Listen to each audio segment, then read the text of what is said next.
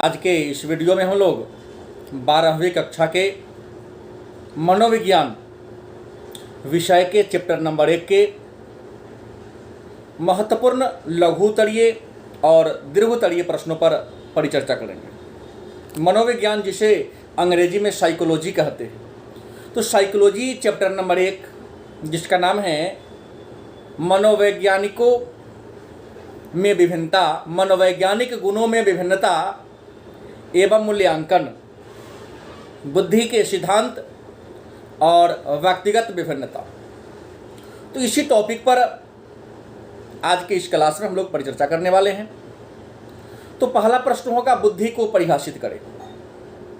बुद्धि को परिभाषित करें या बुद्धि से आप क्या समझते हैं? आपका उत्तर होगा, बुद्धि जिसका शाब्दिक अर्थ विचार से लगाया जाता है। बुद्धि जिसका शाब्दिक अर्थ विचार से लगाया जाता है। बुद्धि वह योग्यता है या बुद्धि वह सामान्य योग्यता है जिसके द्वारा कोई व्यक्ति नई परिस्थिति में बेहतर तरीके से काम कर पाता है और जटिल से जटिल समस्या का समाधान कर लेता है। ये रहा बुद्धि की परिभाषा। अगला प्रश्न है, विद्वानों के द्वारा दी गई बुद्धि के परिभाषा को लिखें। अलग अलग विद्वानों ने बुद्धि को अलग अलग तरीके से परिभाषित किया, तो कुछ विद्वानों के द्वारा दी गई बुद्धि के परिभाषा को लिखें। तो सबसे पहले वेल्स ने बुद्धि को परिभाषित करते हुए क्या लिखा? तो वेल्स के शब्दों में बुद्धि वह शक्ति है, सॉरी थोड़ा उल्टा हो जा रहा है, स्टर्न के अनुसार पहले स्टर्न ने क्या लिखा? बुद्धि वह एक सामान्य योग्यता है।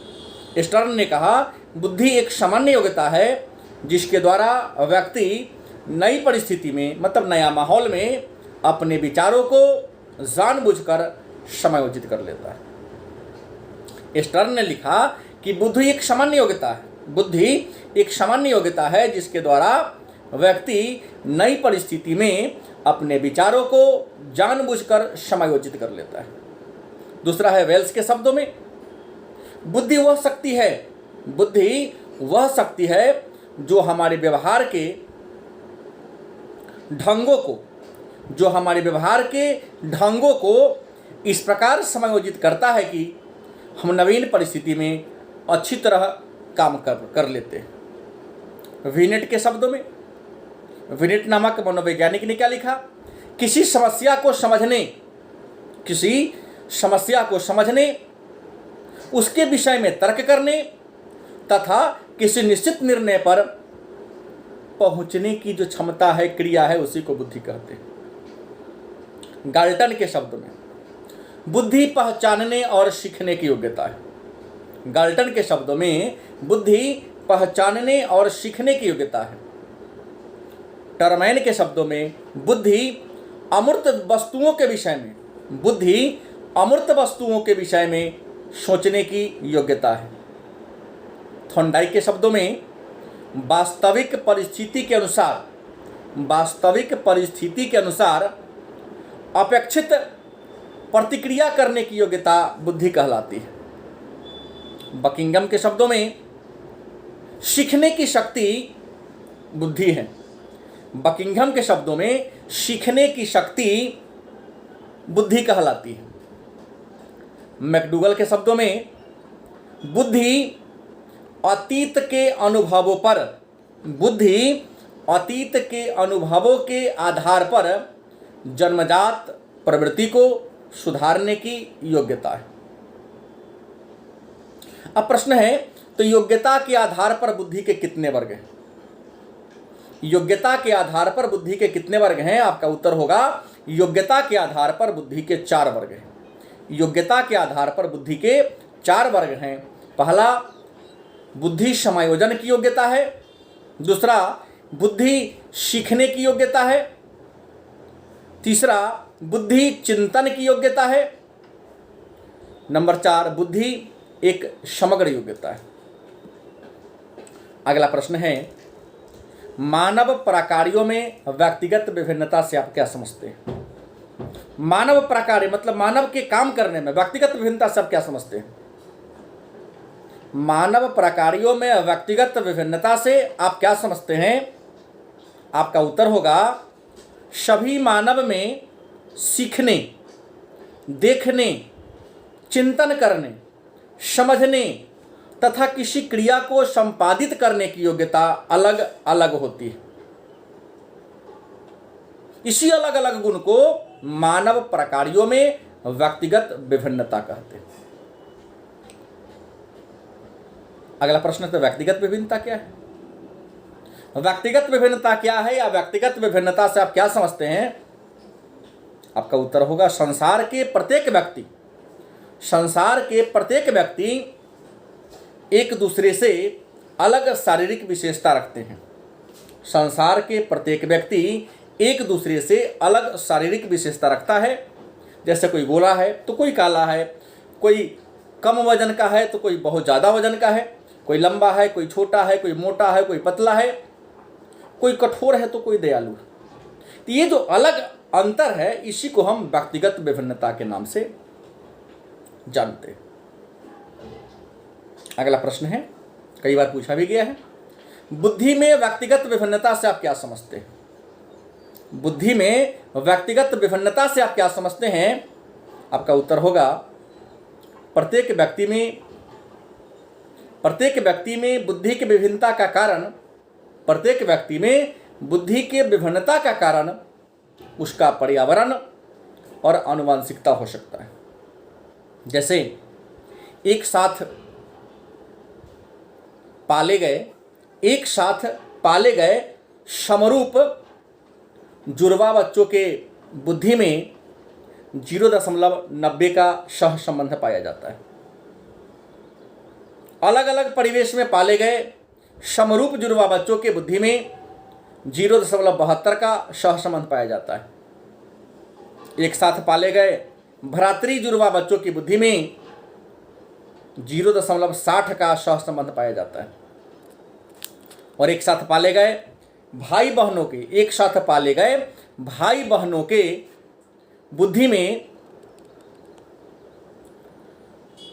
0.50 का सह संबंध पाया जाता है। और अलग अलग परिवेश में पाले गए सहोदर भाई बहन के बुद्धि में 0.25 का सह संबंध पाया जाता है। अगला प्रश्न है, बौद्धिक न्यूनता क्या है? बौद्धिक न्यूनता क्या है या बौद्धिक न्यूनता से आप क्या समझते हैं? आपका उत्तर होगा एक व्यक्ति की बुद्धि लब्धि सामान्य व्यक्ति की बुद्धि लब्धि से कम होना। एक व्यक्ति की बुद्धि लब्धि सामान्य व्यक्ति के बुद्धि लब्धि से कम होना व्यक्तिगत न्यूनता कहलाता है, बौद्धिक न्यूनता कहलाता है।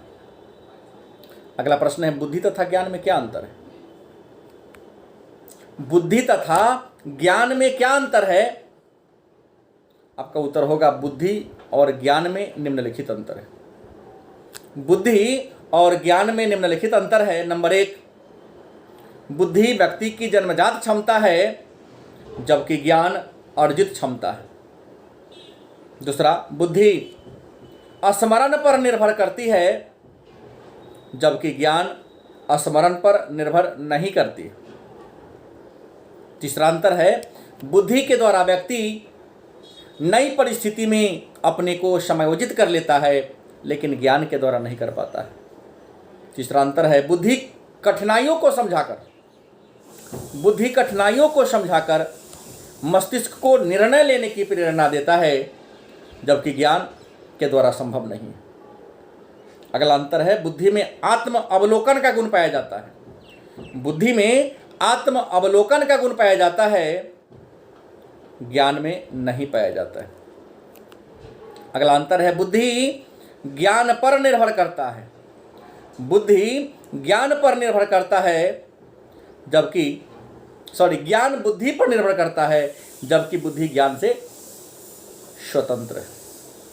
अगला प्रश्न है, बुद्धि के प्रमुख सिद्धांतों पर प्रकाश डालें। बुद्धि के प्रमुख सिद्धांतों पर प्रकाश डालें। आपका उत्तर होगा तत्व के आधार पर बुद्धि के प्रमुख सिद्धांत या प्रकार निम्नलिखित है। नंबर 1, एक तत्व सिद्धांत तो बुद्धि के एक तत्व सिद्धांत का प्रतिपादन बीने, टर्मन और स्टर्न ने किया और इन्होंने कहा बुद्धि में केवल एक तत्व है जिसे बांटा नहीं जा सकता है। बुद्धि सर्वशक्तिमान है जो सभी मानसिक योग्यताओं को, सभी मानसिक शक्तियों को अपने अधीन रखती है।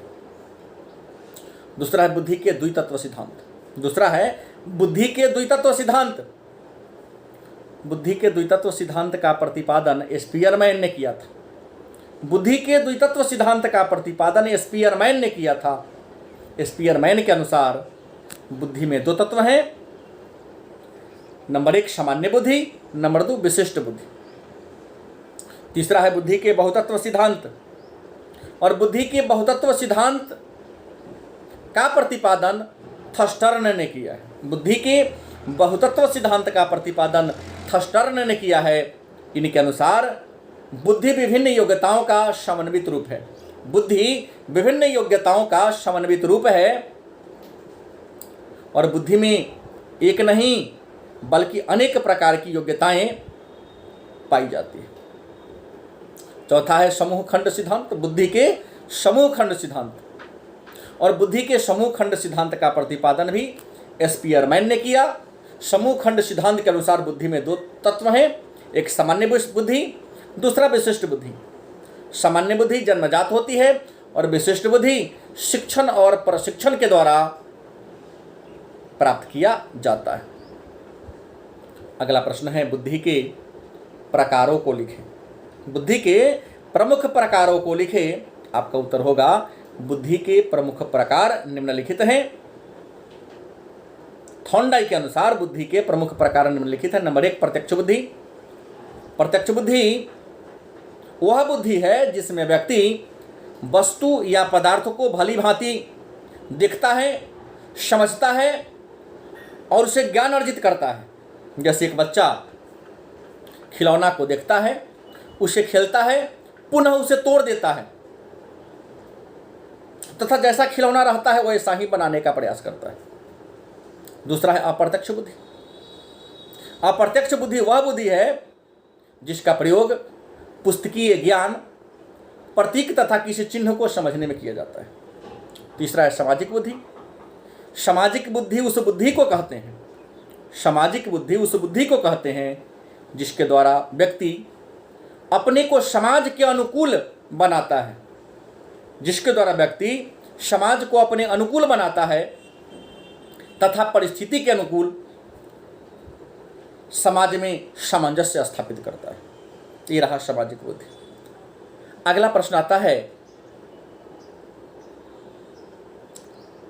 बुद्धि परीक्षण के प्रमुख कितने प्रकार हैं? बुद्धि परीक्षण के प्रमुख कितने प्रकार हैं? आपका उत्तर होगा बुद्धि परीक्षण के प्रमुख 2 प्रकार हैं। पहला व्यक्तिगत बुद्धि परीक्षण, दूसरा सामूहिक बुद्धि परीक्षण। व्यक्तिगत बुद्धि परीक्षण की बात कर ले तो व्यक्तिगत बुद्धि परीक्षण से हमारा मतलब, से हमारा तात्पर्य उस बुद्धि परीक्षण से है जिसमें एक बार में एक ही व्यक्ति के, मतलब जब एक बार में एक ही व्यक्ति के बुद्धि का परीक्षण किया जाए, बुद्धि की जांच किया जाए, तो उसे हम व्यक्तिगत बुद्धि परीक्षण के नाम से जानते हैं। दूसरा है सामूहिक बुद्धि परीक्षण, मतलब जब एक बार में अनेक व्यक्तियों के बुद्धि का जांच किया जाए, बुद्धि का परीक्षण किया जाए, तो इसको हम सामूहिक बुद्धि परीक्षण के नाम से जानते हैं। अगला प्रश्न है एकांशों के आधार पर बुद्धि परीक्षण के विभिन्न प्रकारों का नाम लिखें। एकांशों के आधार पर बुद्धि परीक्षण के विभिन्न प्रकारों का नाम लिखें। तो एकांशों के आधार पर बुद्धि परीक्षण के 2 प्रकार हैं। पहला शाब्दिक बुद्धि परीक्षण, दूसरा अशाब्दिक बुद्धि परीक्षण। और शाब्दिक बुद्धि परीक्षण के भी 2 प्रकार हैं, व्यक्तिगत शाब्दिक बुद्धि परीक्षण और सामूहिक शाब्दिक बुद्धि परीक्षण। और अशाब्दिक बुद्धि परीक्षण के भी 2 प्रकार हैं, व्यक्तिगत अशाब्दिक बुद्धि परीक्षण और सामूहिक अशाब्दिक बुद्धि परीक्षण। अगला प्रश्न है तो व्यक्तिगत बुद्धि परीक्षण और सामूहिक बुद्धि परीक्षण में अंतर स्पष्ट करें। व्यक्तिगत बुद्धि परीक्षण और सामूहिक बुद्धि परीक्षण में अंतर स्पष्ट करें। तो आपका उत्तर होगा व्यक्तिगत बुद्धि परीक्षण और सामूहिक बुद्धि परीक्षण में निम्नलिखित अंतर है। नंबर 1, व्यक्तिगत बुद्धि परीक्षण में समय और श्रम अधिक लगता है, जबकि सामूहिक बुद्धि परीक्षण में समय और श्रम की बचत होती है। दूसरा अंतर है, व्यक्तिगत बुद्धि परीक्षण में विद्यार्थी सजग रहते हैं, जबकि सामूहिक बुद्धि परीक्षण में विद्यार्थी सजग नहीं रहते हैं। तीसरा, व्यक्तिगत बुद्धि परीक्षण विश्वसनीय है। व्यक्तिगत बुद्धि परीक्षण विश्वसनीय है, जबकि सामूहिक बुद्धि परीक्षण विश्वसनीय नहीं है। अगला अंतर है, व्यक्तिगत बुद्धि परीक्षण कम आयु के बच्चों के लिए श्रेष्ठ है, अच्छा है, जबकि सामूहिक बुद्धि परीक्षण कम आयु के बच्चा के लिए जटिल है, बड़े बच्चों के लिए अच्छा है। अगला अंतर होगा, व्यक्तिगत बुद्धि परीक्षण में प्रशिक्षक को या परीक्षक को प्रशिक्षित होना जरूरी है, जबकि सामूहिक बुद्धि परीक्षण में प्रशिक्षक को प्रशिक्षित होना जरूरी नहीं है। और अंतिम अंतर है, व्यक्तिगत बुद्धि परीक्षण में प्रयोगकर्ता और छात्र के बीच सीधा संबंध होता है। व्यक्तिगत बुद्धि परीक्षण में प्रयोगकर्ता और छात्र के बीच सीधा संबंध होता है, जबकि सामूहिक बुद्धि परीक्षण में प्रयोगकर्ता और छात्र के बीच सीधा संबंध नहीं होता है। अगला प्रश्न है, शाब्दिक और अशाब्दिक बुद्धि परीक्षण में अंतर स्पष्ट करें। शाब्दिक और अशाब्दिक बुद्धि परीक्षण में अंतर स्पष्ट करें। आपका उत्तर होगा, शाब्दिक बुद्धि परीक्षण उस बुद्धि परीक्षण को कहते हैं, शाब्दिक बुद्धि परीक्षण उस बुद्धि परीक्षण को कहते हैं जिसमें किसी व्यक्ति के बुद्धि की जांच उनके शब्दों से किया जाता है। शाब्दिक बुद्धि परीक्षण उस बुद्धि परीक्षण को कहते हैं जिसमें किसी व्यक्ति के बुद्धि की जांच उनके शब्दों से किया जाता है, मतलब उससे प्रश्न पूछकर किया जाता है, तो उसे हम शाब्दिक बुद्धि परीक्षण और शाब्दिक बुद्धि परीक्षण को वाचिक बुद्धि परीक्षण भी कहते हैं। दूसरा है, इसके विपरीत अशाब्दिक बुद्धि परीक्षण उस बुद्धि परीक्षण को कहते हैं जिसमें शब्दों के स्थान पर या शब्दों के बजाय क्रिया एक्टिविटी के द्वारा बुद्धि की जांच की जाती है, इस कारण इसको हम क्रियात्मक बुद्धि परीक्षण भी कहते हैं। अगला है, बुद्धि लब्धि निकालने का सूत्र बताइए। बुद्धि लब्धि निकालने का सूत्र क्या है? तो आपका उत्तर होगा, बुद्धि लब्धि निकालने का सूत्र है बौद्धिक आयु, अंग्रेजी में मेंटल एज, बटा बौद्धिक आयु बटा वास्तविक आयु गुने 100।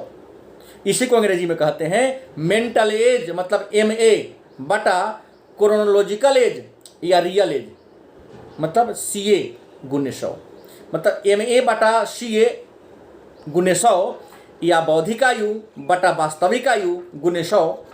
इस सूत्र पर आप बुद्धि लब्धि का पता लगा सकते हैं।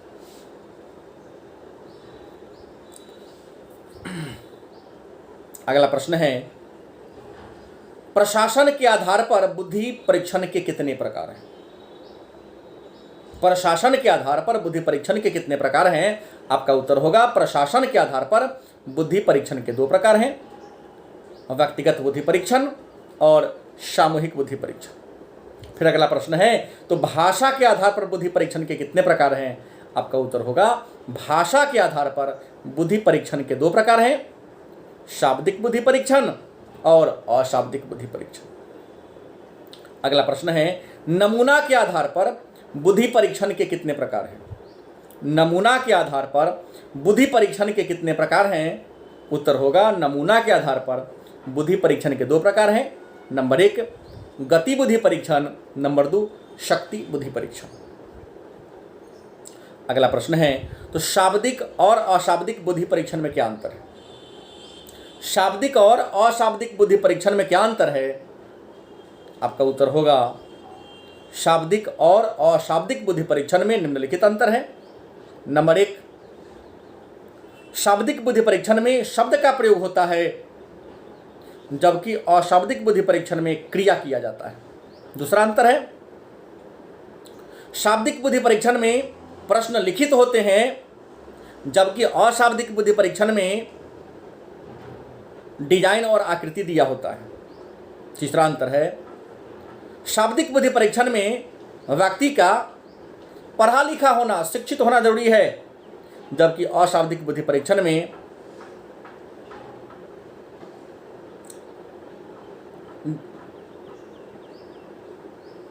या अशाब्दिक बुद्धि परीक्षण निरक्षर व्यक्ति के लिए उचित है। जो पढ़ा लिखा नहीं हो उसका बुद्धि परीक्षण इस विधि से किया जाता है। और अंतिम अंतर है, शाब्दिक बुद्धि परीक्षण कम खर्चीला है, जबकि अशाब्दिक बुद्धि परीक्षण अधिक खर्चीला है। अगला प्रश्न बनता है, बुद्धि परीक्षण की क्या उपयोगिता है? मतलब प्रश्न कहना चाहता है कि बुद्धि परीक्षण से क्या लाभ है, बुद्धि परीक्षण की क्या उपयोगिता है? आपका उत्तर होगा, बुद्धि परीक्षण की प्रमुख उपयोगिता निम्नलिखित है। बुद्धि परीक्षण की प्रमुख उपयोगिता निम्नलिखित है। नंबर 1, इससे सर्वोत्तम बालक का चुनाव संभव है। इससे पिछड़े बालकों के चुनाव में सहायता मिलती है। इससे अपराधी और समस्याग्रस्त बालकों का सुधार किया जा सकता है। इसके द्वारा बालकों का वर्गीकरण संभव है। इसके द्वारा बालकों की क्षमता के अनुसार कार्य दिया जा सकता है। इससे बालकों के विशिष्ट योग्यता का ज्ञान मिलता है। इससे बालकों के व्यवसायिक योग्यता का ज्ञान मिलता है। इसके अलावा बुद्धि परीक्षण के द्वारा बालकों के भावी सफलता की, भविष्य में बच्चा क्या करेगा, इस बात की जानकारी प्राप्त कर सकते हैं। अगली विशेषता है, इससे अपव्यय का निवारण होता है। बुद्धि जांच लेने से अपव्यय नहीं होगा, हमको पता चल जाएगा कि बच्चा किस क्षेत्र में जाने लायक है। और इससे राष्ट्र के बालकों की बुद्धि का ज्ञान होता है कि हमारे देश के जो बच्चे हैं उनकी बुद्धि कैसी। और अंतिम प्रश्न है आज का, बुद्धि के निर्धारक तत्व कौन कौन हैं? मतलब किसी व्यक्ति का बुद्धि कितना होगा, इसको बताने वाला कारक कौन कौन है? तो आपका उत्तर होगा, बुद्धि के निर्धारक तत्व 2 है। नंबर 1 अनुवांशिकता, दूसरा पर्यावरण। अनुवांशिकता और पर्यावरण बुद्धि के 2 निर्धारक तत्व हैं। तो आज के क्लास में इतना ही। पुनः अगले क्लास में हम लोग अगले चैप्टर के महत्वपूर्ण लघुतरीय और दीर्घतरीय प्रश्न को लेकर आएंगे। तब तक के लिए धन्यवाद।